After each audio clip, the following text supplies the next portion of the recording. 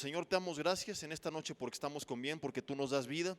Padre, ponemos en tus manos este tiempo pidiendo que sea de bendición para nosotros, que tú hables a nuestras vidas y que sobre todo este mensaje pueda edificar nuestro matrimonio.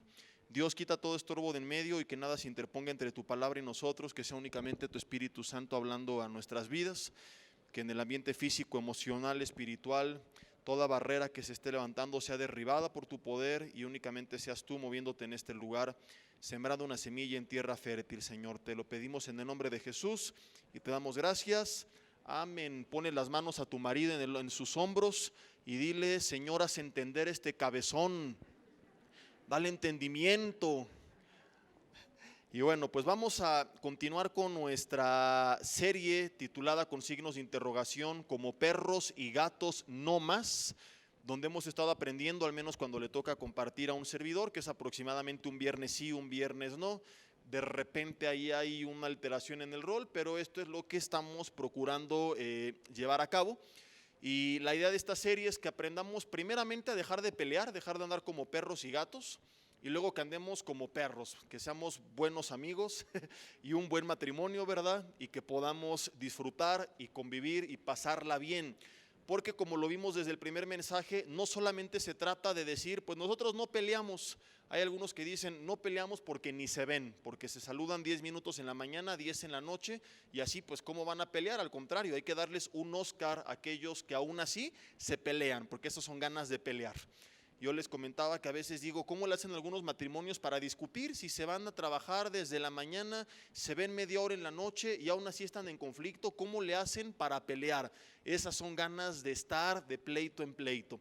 Entonces, la primera idea es que aprendamos cómo resolver nuestras diferencias, cómo discutir bíblicamente, cómo ponernos de acuerdo sin estar de acuerdo, y ya después veremos otra serie que se va a dedicar, ya hablando en serio, a cómo podemos nosotros disfrutar de la relación en el matrimonio, cómo podemos no solo tener un matrimonio en el que sobrellevamos las cosas, ya ahí la llevo y pues ya casi no peleamos, sino que la podamos pasar bien, que podamos disfrutar, reír, sonreír, convivir, nuevamente volver a encender esa famosa llama que a muchos dicen ya se nos apagó, y que podamos tener un matrimonio conforme a la voluntad de Dios.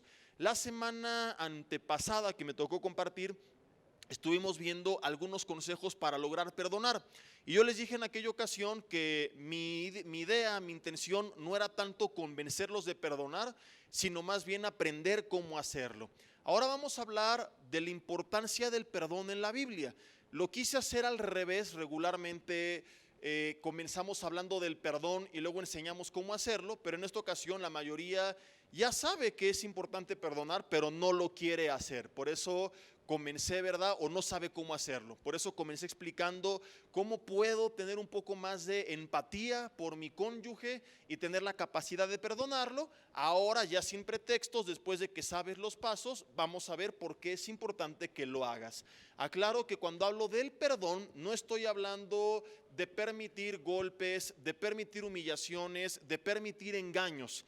Cuando estas cosas suceden, ya lo hemos visto anteriormente, la Biblia establece cláusulas en las que tú eres libre de perdonar, sí, en el sentido de que no guardas odio, rencor, resentimiento, no le vas a mandar unos matones ni nada por el estilo, pero una parte que fue engañada, abandonada o cuya vida está en peligro tiene la total y absoluta libertad en la Biblia de decirle: brother o mija, te perdono, pero ahí te ves, ¿verdad? No me valoraste y como dice este dicho, aquí se rompió una silla, o cómo es, aquí se rompió una taza, ¿verdad? Y cada quien para su casa. ¿Cuál silla ni cuál silla, verdad? Aquí se rompió una taza, cada quien para su casa. Del original hebreo, llégale y ahí te ves. Oye, pero no tengo que perdonar. Sí, tú estás obligado a no guardar rencor, odio, resentimiento, porque eso, como lo veremos, te afecta a ti, pero no estás obligado a permitir que te estén engañando, insultando, humillando, golpeando, ¿verdad? A que diga: me voy de la casa y regreso cuando quiera. Para cosas como esta, la Biblia establece cláusulas. Digamos que dentro de una ley hay algunos incisos, ¿verdad?, que hacen excepciones. y que anulan ciertos puntos, y entendamos que hay una ley que predomina en la Biblia, que es la ley del amor al prójimo. De hecho, Jesús dijo, la ley se resume en esto: amarás a Dios por sobre todas las cosas y a tu prójimo como a ti mismo. Entonces Dios, por amor a los demás, para salvaguardar su vida, su corazón y su integridad, a veces permite que otros principios se rompan, como cuando David venía huyendo de Saúl, y Ahimelech le recibe en el templo y David le pide comida. Ahimelech le dice: solamente tengo los panes de la preposición. Eran panes exclusivos de los sacerdotes, David no lo era. La Biblia enseñaba que estaba prohibido de forma perpetua que nadie que no fuera de la familia sacerdotal tomara de esos panes. Y Ahimelech se encuentra en esta encrucijada: si no le doy los panes a David, permito que él y su gente se muera de hambre injustamente, porque lo están persiguiendo sin motivo ni razón. Pero si se los doy, rompo la ley. ¿Qué era peor, ser cómplice de la muerte injusta de un hombre o darle los panes, verdad? Un cristiano legalista hubiera dicho: que se muera de hambre, pero no le doy los panes, aleluya. Ahimelech entiende que estaba primero la ley del amor al prójimo y entonces le da los panes. Y podrías decir: ¿Dios lo castigó? No, porque cuando Jesús rompe el sábado o no lo guarda y lo juzgan los fariseos, adivina qué cita del Antiguo Testamento utilizó como ejemplo para lo que estaba haciendo. Él citó lo que hizo Ahimelech, respaldándolo. Entonces, hay ocasiones en las que tenemos en la Biblia la voluntad directa de Dios, que son las cosas que Él ordena, pero también tenemos algo conocido como la voluntad permisiva, que son cuestiones que, aunque no eran inicialmente parte del propósito, debido a la dureza y el pecado del corazón del ser humano, Él llega a permitir. La idea en el matrimonio es que lo que Dios unió, no lo separe el hombre, pero por amor a la parte afectada, Dios en la Biblia establece ciertas cláusulas. De eso va a tratar la próxima cápsula de Ni Muy Muy Ni Tan Tan, que se estrena la próxima semana el miércoles, donde en minutos estaremos viendo esto para que lo compartas, ¿verdad? Y no nos vayamos ni al extremo de que por cualquier cosita me quiero divorciar, como ya lo vimos hace unas 4 semanas, ¿verdad? Me vio feo, no es para mí, no nos llevamos bien, somos incompatibles de caracteres, nos divorciamos. Ni al extremo de que, pues es que ya me engañó 70 veces, pero el pastor me dijo que lo tengo que perdonar 70 veces 7. No. Cuando hablo del perdón, entonces, que quede bien claro, no quiero poner cargas sobre nadie. Lástima por los que lleguen tarde, eso les pasa por no llegar a tiempo, ¿verdad? No van a entender el contexto del perdón. Cuando hablo del perdón me refiero a los conflictos del día a día que nos ponen en conflicto, que contaminan nuestro corazón y que nos ponen en enemistad. Para esos conflictos, ahí sí no tienes opción. Volvénse a ver mutuamente y díganse a los ojos: ya te amolaste, ¿verdad? ¿Me tienes que perdonar? Sí o sí. No podemos nosotros permitir que nuestro corazón se llene de rencor, y vamos a hablar de esto en un mensaje que he titulado Matrimonios tipo Jonás. ¿Por qué matrimonios tipo Jonás? Porque Jonás permitió que su corazón se llenara de rencor, de amargura, de resentimiento, y eso no le trajo nada bueno. Y a fin de cuentas terminó haciendo lo que Dios le mandó, pero no a través de las buenas, sino a través de las malas. Veremos que hay matrimonios que no están viviendo bajo la bendición de Dios porque están huyendo, como Jonás, de la voluntad de Dios. La mayoría conocemos algo de la historia de Jonás. Vamos a ver Jonás capítulo 1, versículo 1. Dice que vino palabra de Jehová a Jonás diciendo: levántate y ve a Nínive, aquella gran ciudad, y pregona contra ella, porque su maldad ha subido delante de mí. Y Jonás se levantó, ¿y qué dice la Biblia? ¿Que se fue a Nínive? No. Jonás se levantó para huir de la presencia de Jehová. ¿A dónde? A Tarsis. Y descendió a Jope y halló una nave que partía para Tarsis, y pagando su pasaje, entró en ella para irse con ellos a Tarsis, lejos de la presencia de Jehová. ¿Por qué Jonás no quería ir a Nínive? ¿Tú sabes la respuesta? ¿Cuántos saben por qué Jonás no quería ir a Nínive? Levanten la mano.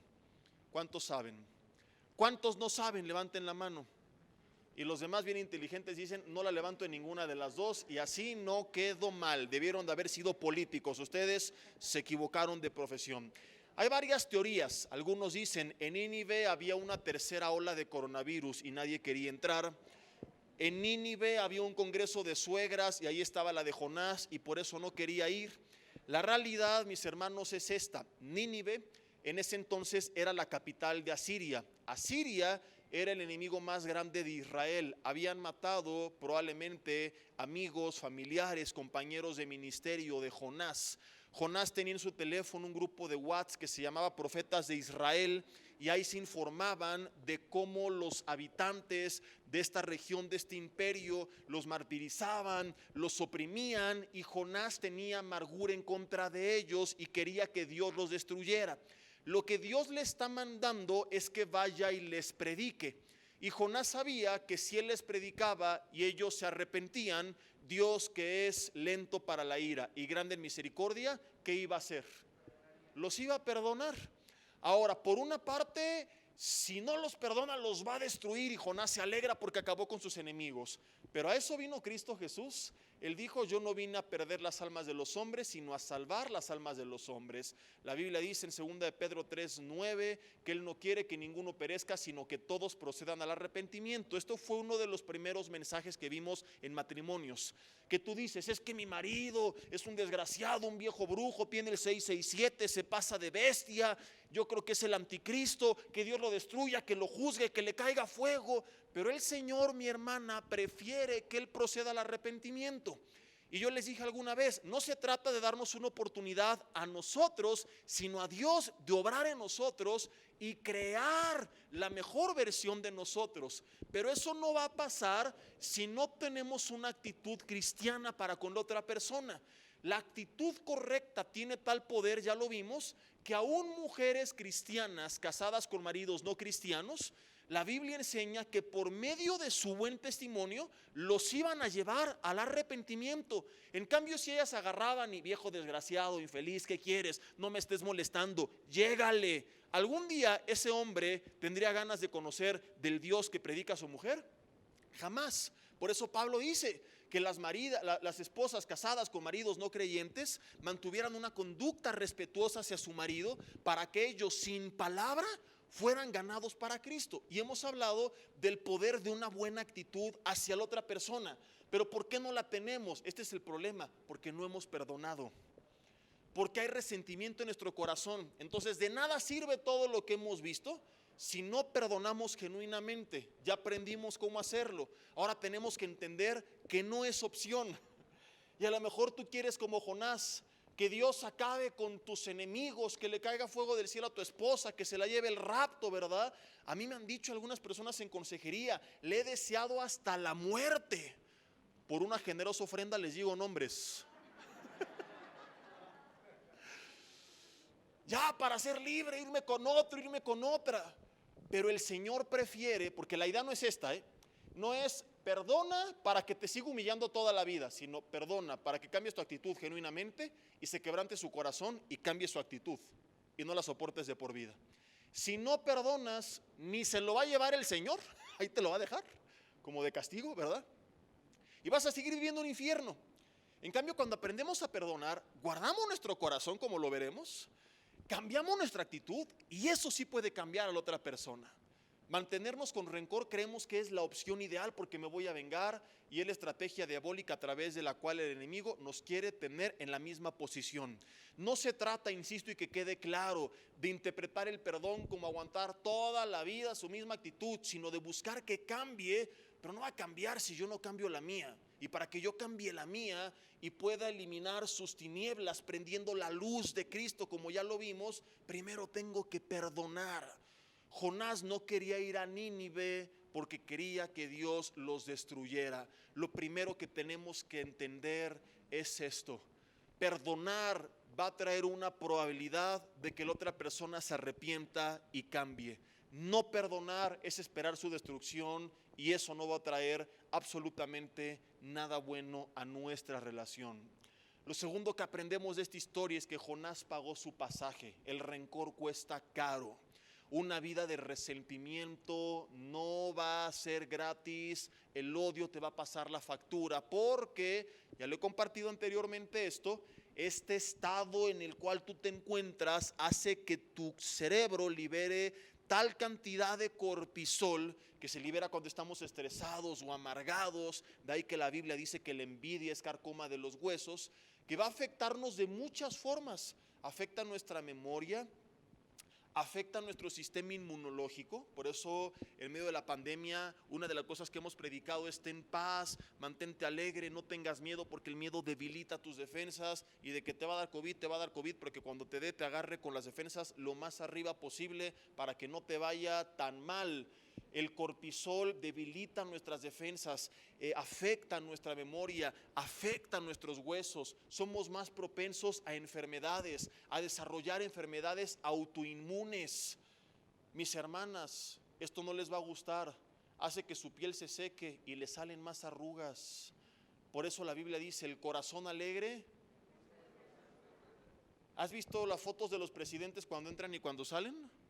¿Te acuerdas de Peña Nieto que votaron por él dizque porque estaba guapo? Que además qué malos gustos tienen, qué guapo ni qué guapo, guapo su pastor, ¿verdad? Y ver la foto de cómo entró y cómo salió y dices: pobre hombre, se le acabó tanto estrés. Ahora, yo no quiero imaginar cómo va a salir Andrés Manuel López Obrador cuando termine su sexenio. Y nos da risa, pero eso nos puede pasar a nosotros. Ver una foto de antes y después y decir: ¿qué me pasó? Y es que una vida de rencor, de corajes, de pleitos nos va a empezar a afectar. En lo que pasa por dentro se va a empezar a manifestar por fuera. Entonces, ¿quieres verte uyuyuy, ayayay? Más te vale que tengas un corazón sano, porque el rencor cuesta caro. Nos hace estar pensando todo el día en aquello por lo cual tenemos rencor, en vez de estar meditando, como dice Filipenses 4:8, y pensando en todo lo puro, lo bueno, lo amable, lo que es digno de virtud, alabanza alguna. La Biblia dice: en esto pensad. Y en vez de tener nuevas ideas, proyectos, palabra de Dios, negocios, algo que voy a emprender, estoy bloqueado mentalmente, limitando lo que Dios me quiere hablar, porque mi mente está pensando en el infeliz o en la infeliz. Cuando aprendo a entregarle al Señor, como lo vimos la semana antepasada, la ofensa, entonces mi mente se enfoca en lo que Dios me quiere hablar y no en perder el tiempo. Únicamente nos estamos saboteando a nosotros mismos. Entendamos esto: si ganáramos algo te diría: sigue de amargado, sigue amargada, ¿verdad? No se perdonen, síganse sin hablar, ya llevan 3 meses, que pasen 6, no pasa nada, pero solamente se están afectando mutuamente. Eclesiastés capítulo 10, versículo 8, acerca de esto, mira lo que dice. Eclesiastés capítulo 10, versículo 8.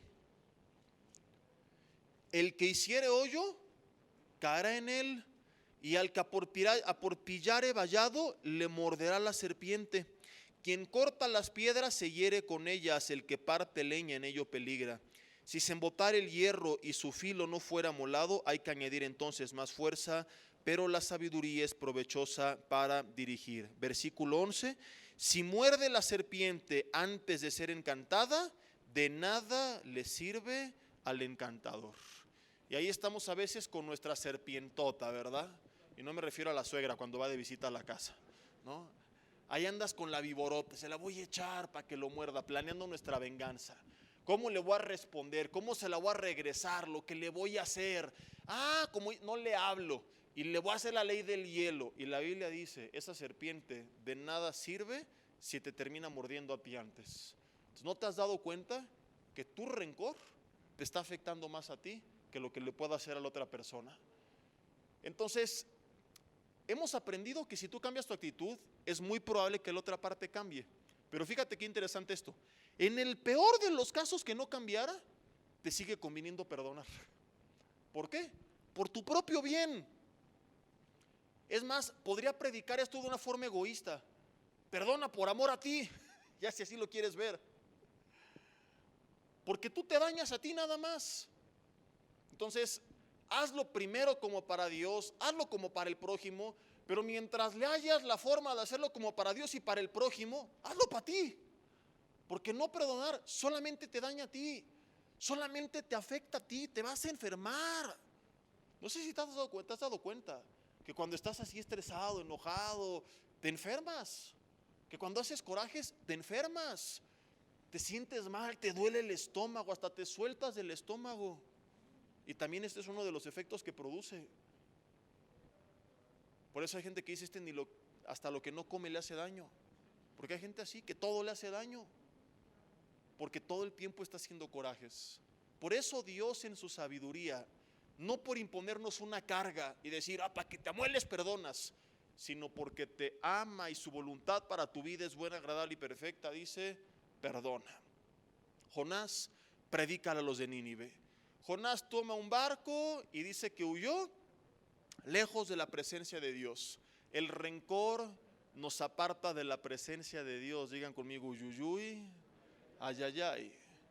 ¿Cómo puedes buscar a Dios con un corazón lleno de rencor, de odio y de resentimiento? Sabiendo que Jesús mismo dijo, así como Dios perdona sus ofensas, tú perdona a tu prójimo sus ofensas, para que también vuestro Padre perdone las tuyas. ¿Cómo puedo yo recibir el perdón de Dios y venir a su presencia y decirle, Señor, recibo el tuyo, pero yo no se lo doy? Olvídate del prójimo, en este caso a tu cónyuge. Y si no soy capaz de perdonar a la persona a la que le entregué mi vida, ¿qué le espera a los demás? ¿Qué le espera al pobre mundo que nos rodea? Si no puedo perdonar, repito, para los que se van integrando, en un contexto donde estamos hablando del perdón en el día a día y no de otras cosas más graves que la Biblia establece cláusulas para decir perdonas, pero puedes decir ahí muere. Si no soy capaz de perdonar en este sentido al padre de mis hijos, a la madre de mis hijos, a la persona que me entregó su vida, ¿seré capaz de perdonar a mis enemigos? Y si no soy capaz de perdonar a mis enemigos, ¿estoy actuando cristianamente? ¿No el cristianismo nace del perdón de Dios hacia nosotros? No una, no dos, sino cientos, quizá miles de veces. ¿Cómo puedo decir que lo he entendido si no soy capaz de ponerlo en práctica? ¿Dónde queda aquella parábola que de qué sirve que la leamos? De el amo que le perdonó a su siervo toda su deuda y el otro salió y se empezó a despachar a todos. Y el amo le termina entonces llamando a cuentas y exhortando y disciplinando por esta mala actitud. Por eso insisto, la falta de perdón nos aparta de la presencia de Dios. Dios, lo digo en un sentido figurado, porque la presencia está en nuestros corazones. Por la fe Cristo habita en nosotros, Efesios 4:30. Tenemos su Espíritu Santo, lo hemos recibido y ya no se va.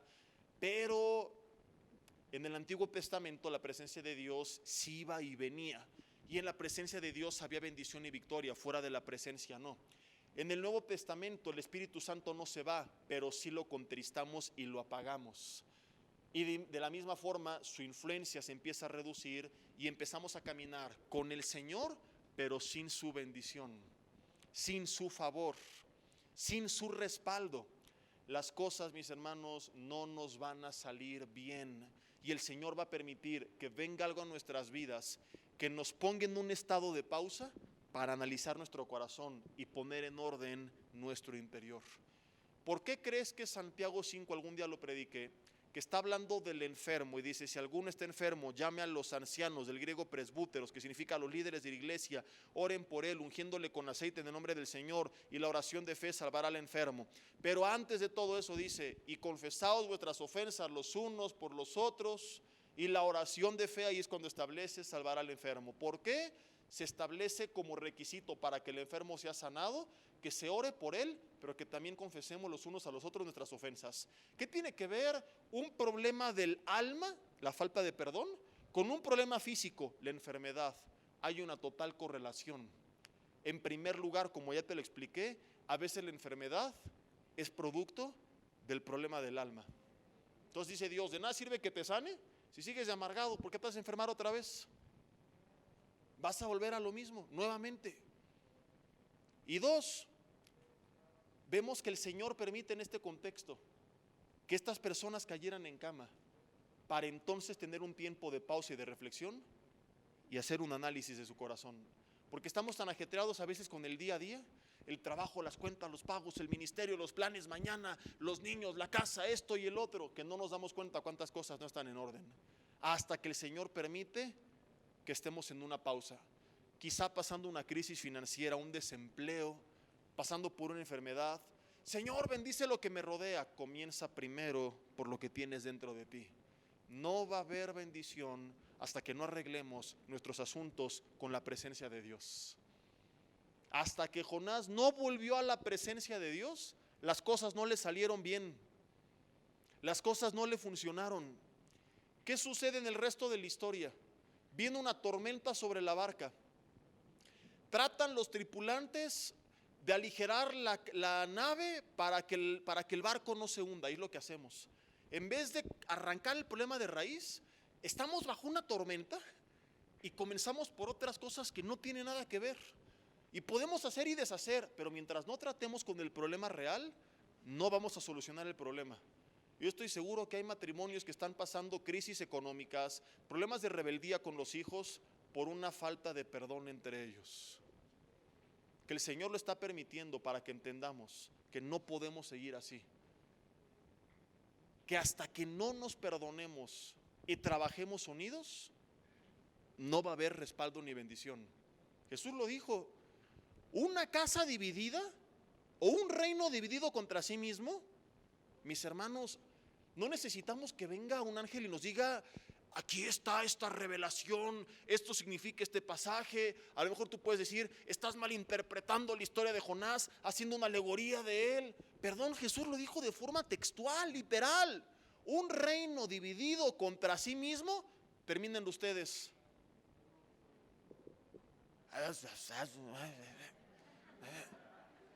No permanece. Y una casa dividida contra sí misma, tampoco. Si nuestra casa no está unida, no va a prevalecer. ¿Quieres otro ejemplo? Donde 2 o 3 se ponen de acuerdo y piden cualquier cosa que pidan en mi nombre, les será hecha. Donde 2 o 3 se ponen de acuerdo, ahí estoy yo. Ahora, estar puestos de acuerdo es no reunirnos a orar por la misma cosa, sino caminar con un mismo sentir, con una misma visión, en una misma dirección. Fíjate qué interesante es esto. La gente lo ha interpretado terrible. Llegamos a orar, convocamos reunión de oración, esperábamos centenares de personas, llegaron 3. Y uno de los 3 tratando que los otros 2 nos agüiten. Bueno, mis hermanos, no se preocupen, porque donde están 2 o 3 reunidos, ahí está Él, dice esto la Biblia, ¿no? Pero ¿significa esto literalmente que hasta que se juntan 2 o 3, ahí está el Señor? ¿O se estaba el Señor de lejos? No, nada más hay uno. Y llegó un ángel: Señor, ya llegó otro. Entonces ahora sí ahí voy. ¿Y antes no estaba? Dios es omnipresente. Él está, esté 1, 2 o 3, 1000 o ninguno.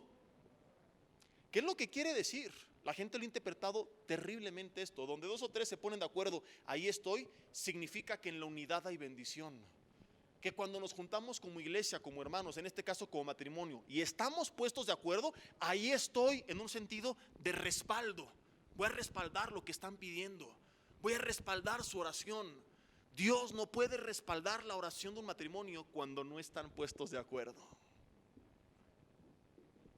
Cuando cada quien está caminando en su propio rumbo. Agarró su barco como a Jonás, pagó su pasaje y está camino a Tarsis, huyendo de la presencia de Dios. Dios bendícenos, Dios dame trabajo, Dios sánanos. No, hasta que vayas a Nínive. Pero todo esto externo, es más importante lo que está ocurriendo en tu corazón que lo que está pasando alrededor de tu vida. Entonces permito que todo lo alrededor no funcione para empezar por donde tenemos que comenzar. Y entonces Jonás les confiesa la verdad: es por mi culpa, y les habla de toda su historia. Les cuesta trabajo, tratan de aligerar la nave, no pueden y lo terminan aventando de la barca. Se lo traga Willy. 3 días y 3 noches. Ahí está en el pez, en el vientre de este que no era una ballena. La Biblia jamás dice que era una ballena, dice que es un pez grande. Y ahí estuvo Jonás. Lo escupe en la playa. O sea, sabía tan amargo, estaba tan amargado Jonás que ni el pez grande lo quiso. Y así hay personas tan amargadas que nadie los quiere ahí en su vida. Hasta que él entendió que tenía que ir a Nínive.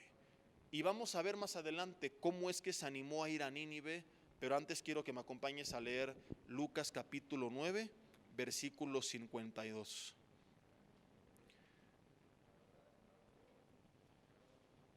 Ahí me asombra porque Jonás era un gran hombre de Dios, de donde yo aprendo que aún estando en Cristo podemos lidiar con la falta de perdón. Los discípulos también pasaron por esto, vamos a verlo. Lucas 9, versículo 52.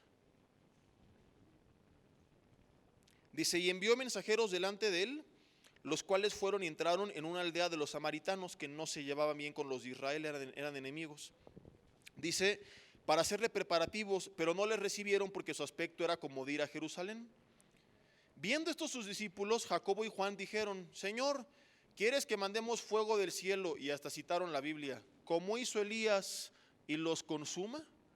Me fascina este pasaje porque dices, estaban reamargados, pero al menos tenían fe y se sabían las escrituras, ¿verdad? Porque ahorita no nos recibieron, pero si quieres oramos para que caiga fuego del cielo, tú nada más dinos. Y para no verse carnales, o sea, no es que seamos unos corajudos, llenos de odio, rencorosos, vengativos, Señor, como hizo Elías, o sea, citaron la Biblia, ¿verdad? Así hay gente que yo digo, son amargados de sana doctrina. Gente bien amargada, vomitando en redes sociales, publicando puro veneno, no le evangelizan ni al perico. Pregúntales por cuántos enfermos han orado, cuántos discipulados comparten, en qué sirven en su iglesia, a quién han aconsejado, cuándo por alguien se han desvelado. La respuesta va a ser 0, 0, 0, 0, 0, pero eso sí, aleluya, tengo sana doctrina, y se la pasan vomitando de todos los demás. Les haría una buena ayuda y una buena falta leer la carta, la epístola de Santiago, que habla justamente de personas como estas. Pero bueno, esta no es el tema en esta noche. El punto es que ellos estaban contaminados a tal grado que decían, ahorita si quieres oramos para que les caiga fuego del cielo. Contrario a esto, Jesús nos enseña en Mateo capítulo 5. Bueno, vamos a ver la respuesta, me voy a adelantar un poquito. Jesús, versículo 55, dice que volviéndose los reprendió, diciendo, ustedes no saben de qué espíritu son, porque el Hijo del Hombre no ha venido para perder las almas de los hombres, sino ¿para qué? Para salvarlas. Entonces, tú quieres que Dios juzgue a tu esposo, a tu esposa, y podrías incluir aquí a tus enemigos, pero me estoy enfocando en este tema dentro del contexto matrimonial. Pero el Señor, antes que destruirlo, quiere que se salve. Insisto, no es que el Señor quiere que tú te llenes de cargas y le soportes toda una vida. No, sí tiene que haber un cambio y un arrepentimiento, pero el primer paso para que eso suceda, como ya lo vimos, es que uno de los dos deje de ser tinieblas y prenda la luz. Y si no aprendemos a perdonar, esto nunca va a ocurrir. Mateo 5, versículo 44, dice la Biblia, pero yo os digo, amad a vuestros enemigos. Voltea con tu marido y dile, por eso te amo. No, no es cierto, no le digas eso. Bendecid a los que os maldicen. Ahora tú respóndele, yo también te bendigo, mi amor. Dice, haced bien a los que os aborrecen y orad por los que os ultrajan y os persiguen. Ahora, si Dios te manda amar y bendecir a tu enemigo, al que te maldice, al que te aborrece, al que te ultraja y al que te persigue, ¿crees que va a estar de acuerdo con que aborrezcas a tu esposo o a tu esposa? El punto es este, si aún a mis enemigos los tengo que perdonar, ¿cuánto más aquella persona que es parte de mi propia carne, que es una junto conmigo ante los ojos de Dios? Como de dónde saqué y en qué momento comencé a creer que Dios me va a mandar que perdone a todos los demás, pero no a mi mujer, no a mi marido. Cuando los demás pueden ser desconocidos, amigos, enemigos, tu esposo, tu esposa es tu propia carne. Y la Biblia dice en Efesios 5, nadie aborreció jamás a su propia carne, sino que la cuida y la sustenta. Entonces, mutuamente tiene que haber perdón y un cambio de actitud, un cambio en su forma de hablar, un cambio en su forma de escribirse, de darse instrucciones. No eres Adolfo Hitler, mi hermano, mi hermana. Ahí en el hogar algunos se creen Mussolini, Hitler, el rey de la dictadura, ordenando lo que se tiene que hacer. Son una sola carne. Tu mujer es tu ayuda idónea, no tu esclava idónea. Tu marido es eso, tu marido, tu esposo, tu amigo, no el señor que trabaja para llevar dinero a la casa. Déjense de tratar de esta manera y apréndase a perdonar y tratarse como lo que son, parte de su propia carne. Si me lastimo la rodilla, la mano no dice qué bueno para que se le quite. Y que el cerebro vea que soy más importante yo, porque todo el cuerpo se necesita. Y el matrimonio es eso, es una carne ante los ojos de Dios. Nos necesitamos y nos necesitamos bien mutuamente. Entonces te conviene tener una buena actitud con otra persona y la otra contigo, para que los dos estén bien, y en vez de que sea un círculo vicioso, sea un círculo virtuoso. Que en vez de que digamos, me la hiciste, te la regreso, me sorprendiste, espérate la que te va a tocar a ti. Me diste una sorpresa, no, te voy a dar una mejor a ti la próxima semana. Tengamos esta dinámica y no lo contrario. Les comparto, no a modo de presunción, sino solamente de idea. Acabamos de hacer algunos ajustes ahí en nuestro calendario familiar, y los miércoles dejamos de la tarde en adelante un tiempo para mi esposa y para mí. A nuestra hija ese día la vamos a amordazar y encerrar en el closet, la vamos a sedar para que se quede dormida hasta el otro día. Y quedamos de que esta va a ser la dinámica. Cada quien va a preparar una sorpresa distinta cada miércoles. No tiene que ser necesariamente costosa, o si hay presupuesto y alguien quiere gastar más, que bueno, ¿verdad? Pero quedamos en eso. La idea simplemente pues es sorprendernos. Y qué bonito sea que en vez de estar pensando cómo me voy a vengar la próxima semana, esté pensando en cómo le voy a sorprender la próxima semana, ¿verdad? Y que nos empecemos a conquistar de tal forma que cambiemos el chip de la otra parte. Que en vez de que esté pensando en lo que me hizo y cómo se lo regreso, esté pensando en lo que me hizo y cómo se lo regreso, pero para bien.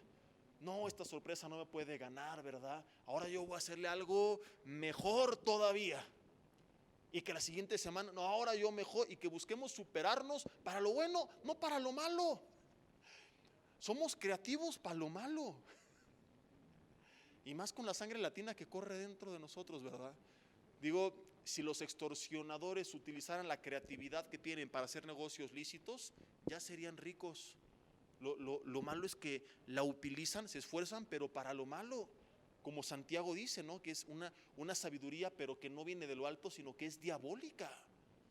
Y esto es impresionante. Algún día estudiamos Santiago, algunos se acordarán, y vimos toda esta descripción de la sabiduría que viene de lo alto, que nos lleva a hacer la voluntad de Dios, pero la diabólica, que nos da creatividad, pero para hacer un montón de destrozos en nuestras vidas. Entonces, pídele a Dios sabiduría de lo alto para hacer lo correcto, no la sabiduría diabólica para ver cómo me voy a desquitar, para orar para que le caiga fuego del cielo. Jesús continúa hablando, versículo 45, y dice: para que seáis hijos de vuestro Padre que está en los cielos, que hace salir su sol sobre malos buenos y que hace llover sobre justos e injustos. Porque si amáis a los que os aman, ¿qué recompensa tendréis? ¿No hacen también lo mismo los publicanos? Y si saludáis a vuestros hermanos solamente, ¿qué hacéis de más? ¿No hacen también así los gentiles? Sed pues vosotros completos, como también vuestro Padre que está en los cielos es completo. Dios me manda a perdonar a mis enemigos. Mucho más tengo que tener la capacidad, como cristiano, como cristiana, de perdonar, dentro del contexto que aclaramos los primeros minutos del mensaje, a mi propio cónyuge. ¿Cómo voy a ser capaz de perdonar al desconocido si ni a mi propio esposo, a mi propia mujer soy capaz de perdonar? ¿Qué hago de más si solo soy buena onda con la gente que es buena onda conmigo? No, tengo que caminar una milla extra. Tengo que dar ese paso adicional y vencer lo malo con lo bueno, no ser vencido por el mal, eliminar las tinieblas con la luz del Señor, transformar mi casa entendiendo que mi lucha no es contra sangre y carne, sino poniendo en práctica esta realidad que es contra principados, que es contra potestades. Dejen de hacerse ustedes mutuamente sus propios enemigos y entiendan contra quién están batallando. Ya párenle esta guerra que traen en casa. Fúmense la pipa de la paz o de la que quieran, pero fúmense algo, no es cierto, no, la de la paz nada más. Ya alguien que saque la bandera blanca y ya termine este círculo vicioso. Meses de malos tratos, de caras, de frialdad, de ignorancia, de malos mensajes, de dejarse en visto, de responderse mal, de devolvérsela. Peor aún, de involucrar a los niños en esto. Matrimonios que envenenan a los hijos. Dios mío, ¿qué cabeza cabe? Pienso yo que son adolescentes que nunca maduraron, solo crecieron. Pero que siguen jugando al club de amigos y enemigos en la escuelita. Digo, de un adolescente lo entiendes, visceral, vulnerable, todavía no se terminan de completar las conexiones del cerebro, está medio turulato, ¿verdad? No entiende cosas de la vida. Pero dices, oye, adultos responsables, con hijos, y que no sepan el daño que les están haciendo, metiéndolos a su guerra campal. Error 1, pelear enfrente de ellos. Error 2, pelear como pelean. Con esos gritos, con esas palabras. Así de que con esa boquita lavas. Error 3, envenenarlos. Que tu papá, es que tu mamá. Error 4, incluirlos en el problema y hacerlos parte de su venganza. Empezarse a fastidiar mutuamente, a comprarlos para que esté más con uno que con el otro y que le haga caras a la otra parte. ¿De qué planeta nos sacaron? Yo creo que ni los changos hacen esto. Mis hermanos, por cosas como estas no nos visitan los marcianos. Obvio es broma, no van a decir, al pastor Jesse dijo que hay marcianos, aleluya. No, es que hay un meme que sí lo han visto, ¿no? Yo lo vi la primera vez ahora con la pandemia, donde había una señora metida en el mar con cubrebocas y decía, por cosas como estas no nos visitan los marcianos, y estás hasta el fondo del mar y con cubrebocas, pues, obviamente es una broma, pero hacemos cosas tan raras a veces. Vamos a regresar a Jonás capítulo 3. Volvemos nuevamente a nuestra historia y vamos a ver qué es lo que hizo Jonás y por qué lo hizo. Capítulo 3, versículo 1. Dice, vino palabra de Jehová por segunda vez, después de que le vino la tormenta, lo aventaron del barco, se lo tragó Willy, lo escopió Willy. Viene otra vez Dios a hablar. Ya pasaste la tormenta y crisis y enfermedades, y Dios dice, a ver si ahora sí estás un poco más atento y me escuchas. Claro, no es que Dios castigue y diga, para que se te quite te maldigo. No, lo que dije hace rato no es que Dios maldice, es que deja de respaldar lo que hacemos. Y separado de él, a ver qué te sale bien. Levántate y ve a Nínive, aquella gran ciudad, y proclama en ella el mensaje que yo te diré. Se levantó Jonás y fue a Nínive, bien contento, bien alegre y decidido, dice la Biblia, convencido de corazón, por convicción y con la mejor de las actitudes. Jonás fue y predicó. ¿Eso dice la Biblia? ¿Sabes que cuando acaba la historia, si conoces el libro de Jonás, Jonás termina predicando a Nínive, se arrepienten todos, Dios los perdona al menos en ese momento, y sale Jonás a sentarse abajo de un árbol, de una calabacera, amargado, esperando a que Dios destruyera a Nínive y enojado porque no los destruyó. Y Dios le da sombra con esa calabacera y al tercer día la seca, o al otro día, no sé cuándo, el punto es que la secó. Y Jonás se enoja, ¿te enojaste porque la destruí? Sí, y mucho. Imagínate si tú por una calabacera que apenas acaba de salir, ¿cuánto más yo no tendré misericordia de los habitantes de Nínive? Años después, Nínive volvió a las andadas. Y Nínive junto con Asiria fue destruido. Me imagino a Jonás en el cielo. ¿Ya ves, Señor? Te lo dije. Y hace algunos meses me hice esta pregunta. ¿Por qué Dios envía a Jonás a predicar a Nínive si sabía que a fin de cuentas, de todas formas, Nínive acabaría destruida? Porque Dios quería tratar con el corazón de Jonás. El problema no era Nínive, el problema era Jonás.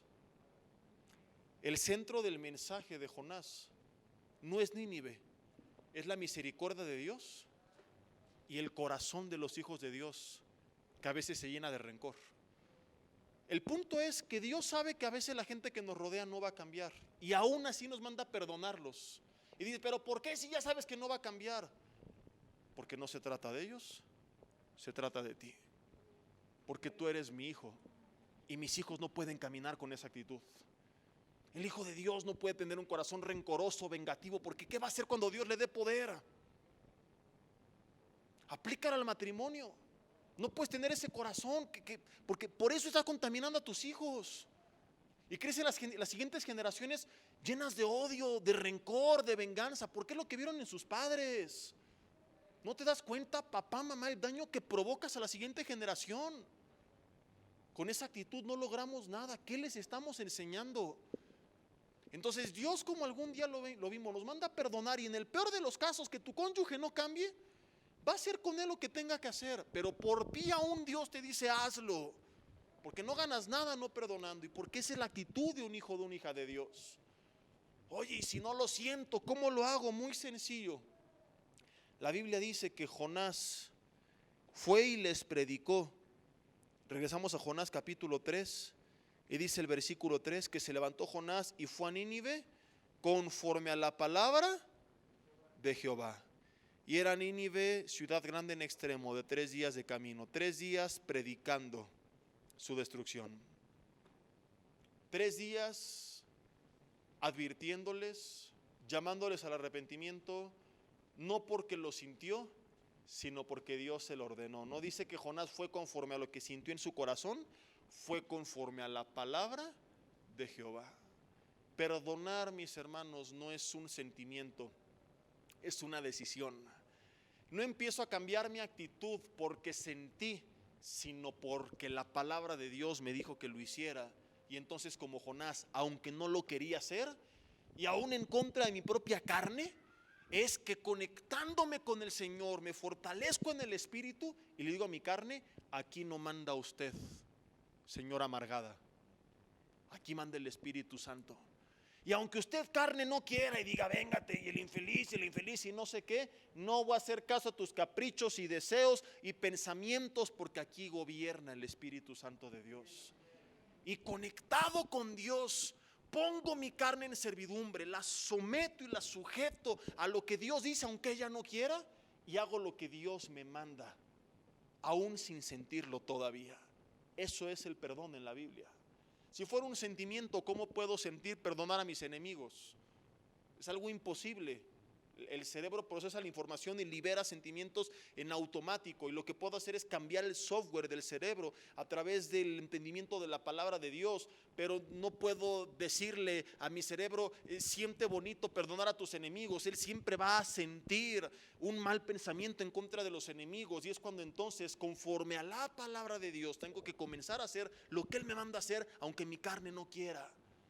A lo mejor tienes ganas de mandarle un mensaje a tu marido que diga: ¿a qué hora llegas, desgraciado? Y ahora sí vas a traer lo que te pedí, ¿o no? Otra vez se te olvidó, holgazán. Pero te vas a acordar de este mensaje y le vas a decir, aún en contra de tu carne: ¿a qué hora llegas, papirrín? Porque te estoy esperando. Y tú vas a querer contestar: no me estés molestando, tengo mucho trabajo. Pero aún en contra de tu carne, marido, vas a recordar este mensaje y le vas a escribir: a la hora que tú quieras que yo llegue y te llevo a cenar a donde tú quieras. Postdata: ¿de qué color quieres tus flores? Uyuyuy, ayayay. Y como lo vimos, en vez de ser vencidos por lo malo, vencemos con el bien el mal. Y si los dos colaboramos y empezamos a hacer cosas como estas, empezamos a desarmar al verdadero enemigo, que no es ni tu esposo, ni tu esposa, ni la suegra, sino Satanás. Que cuando los dos se unen y le dan lugar al Señor, Él no tiene nada que hacer. Esto es estar 2 o 3 reunidos, puestos de acuerdo. Juntarse, hacer la voluntad de Dios, aclamar a Dios, como le están haciendo hoy. Felicidades, aprender de la palabra de Dios. Eso es ponerse de acuerdo, en un mismo sentir, en una misma visión. Compartan planes. De esto hablaremos después en la siguiente serie. Ahora lo que sigue, para poder disfrutar, para tener un matrimonio casi perfecto y la mayor parte del tiempo bendecido, alegre y lleno de paz. Pero de aquí a ese momento, mientras no lo siento, ¿qué tengo que hacer? Ir, en obediencia a la palabra de Dios. Los sentimientos vendrán después. Los sentimientos, como lo hemos visto, son solamente la reacción del cerebro ante las señales recibidas. Si todo el tiempo recibimos malas señales, mala información, libera malos sentimientos. Y este es el problema del ser humano. Está esperando cambiar el sentimiento para cambiar la actitud, y funciona al revés. Cuando cambio mi actitud, entonces cambia la actitud de mi cónyuge, vienen buenas señales al cerebro y regresan los sentimientos. Como algún día se los dije, no es cierto, ni bíblico, ni científico esto de que pues es que se apagó la chispa. Es simplemente una reacción química de la dinámica en la cual se metieron, nada más. No esperen que regrese la chispa para cambiar la dinámica. Cambien la dinámica y volverá la chispa. Y de esto seguiremos hablando en futuros mensajes, donde profundizaremos más en temas que tienen que ver con esto. Mientras tanto, tomemos la decisión por convicción a la palabra de Dios, en obediencia a Dios, y como Jonás, aunque no lo sienta ahorita y conforme a su palabra, de perdonar en el contexto que lo vimos desde los primeros minutos del mensaje. Ahí en tu lugar cierra tus ojos y dile conmigo en oración: Señor, te doy gracias por tu palabra en esta noche. Y yo no quiero vivir un matrimonio al estilo Jonás. Yo no quiero vivir lleno o llena de rencor, de resentimiento. Vivir en medio de tormentas, lejos de tu presencia. Dios, me arrepiento y te pido perdón a ti. Y hoy decido volver a tu presencia y conforme a tu palabra hacer lo que tú me mandas hacer. Señor, dile ahí en tu lugar: perdono a mi esposo, perdono a mi esposa. Yo sé que hay cosas en tu corazón que te han lastimado, con las que no estás de acuerdo. Dile: Dios, no se trata de dejarme humillar y permitir que toda la vida lo que esté mal continúe mal, pero ya no quiero ser parte de este círculo vicioso y pagar mal por mal. Ya me cansé de este juego que no nos ha llevado a nada y en el cual tal vez tenemos años invertidos en él. Hoy decido cambiar mi actitud y perdonarle genuinamente. Responder, actuar, ser, mirar, tocar de la mejor manera, cuando lo merezca y cuando no, porque tú me lo mandas. Y recibo tu perdón y hoy otorgo el perdón. Levanta de forma simbólica una de tus manos y dile: Señor, te entrego todo rencor, todo resentimiento, todo mal pensamiento, todo deseo de actuar incorrectamente. Tal vez no lo estoy sintiendo de corazón, como dicen por ahí, hasta me cuesta trabajo, pero en obediencia a ti y en el Espíritu, hoy le digo a mi carne que ella no manda aquí. Hoy le digo al reino de las tinieblas que él no gobierna aquí, que en mi vida gobierna tu Espíritu Santo, y por la convicción que tu Espíritu Santo pone en mi vida, hoy decido soltar todo mal sentimiento y cambiar mi actitud. Si mi marido o mi esposa cambia o no, ese es su problema. Y aunque es muy probable que al cambiar mi actitud, él o ella también empiece a cambiar la suya, como se lo ordenaste a Jonás, yo haré lo que tengo que hacer, solamente porque tú me lo has dicho. Porque esto es lo que tú nos mandaste a hacer. Quiero ser un reflejo de tu amor, de tu gracia, de tu misericordia, de tu perdón, y que mis hijos lo vean y crezcan con ese corazón. Yo les invito ahí en su lugar a que, sin importar cómo entraron por esta puerta, puedan acercarse un poco, cruzar o rodear con sus brazos sus hombros, darse la mano, simplemente recargar los hombros. Si él o ella no lo hace, hazlo tú de todas formas. Como ya lo vimos, Nínive después no respondió, pero aún así Jonás lo hizo, así que tú hazlo. Tú no te preocupes por Nínive, tú preocúpate por la palabra de Jehová. Tú no pienses en qué va a hacer Nínive o qué ha hecho Nínive. Lo mejor que puede pasar es que él o ella cambie. Pero aún así Dios te está dando una orden esta noche.